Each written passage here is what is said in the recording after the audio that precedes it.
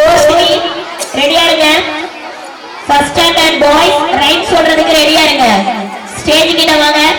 First standard boys ரைட்ஸ் stage கிட்ட வாங்க.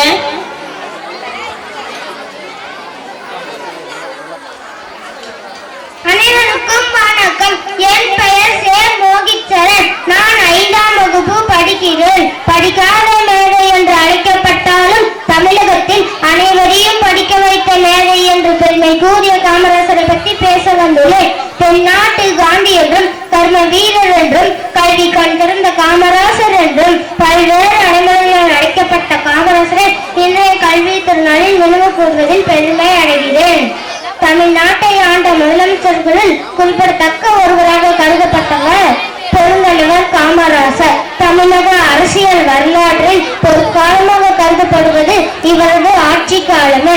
இவர் 1903ஆம் ஆண்டு ஜூலை மாதம் 15ஆம் தேதி குமாரசுவாமி சிவகாமி இணையருக்கு மகனாக பிறந்தார். சிறு வயதிலே பள்ளி படிப்பை தொடர முடியாத காமராசர் தன்னுடைய மாமாவின் துணிக்கடையில் வேலைக்கு சேர்ந்தார். பின்னர் தேச தலைவர்களின் பேச்சுக்களால் மிகவும் கவரப்பட்ட காமராசர் தன்னை இந்திய சுதந்திர போராட்டத்தில் ஈடுபடுத்திக் கொண்டார். இதனால் பல முறை சிறை சென்றார். இவர் 1953ஆம் ஆண்டு தமிழக முதல்வராக பதவியேற்றார். பதவியேற்ற பின் மூடப்பட்டிருந்த 6000 பள்ளிகளை திறந்து மேலும் புதிய 17,000 பள்ளிகளை திறந்து தமிழ்நாட்டில் கல்வி பூச்சியை ஏற்படுத்தினார். பின்னர் மாணவர்கள் சேர்க்கை குறைவதற்கு காரணம் அவர்கள் வறுமை பிடியில் சிக்கி தவிர்ப்பதை உணர்ந்த காமராசர் மதிய உணவு திட்டத்தை கொண்டு வந்தார். இதனால் ஏழை எளிய மக்களுக்கு எளிதில் கல்வி கிடைத்தது.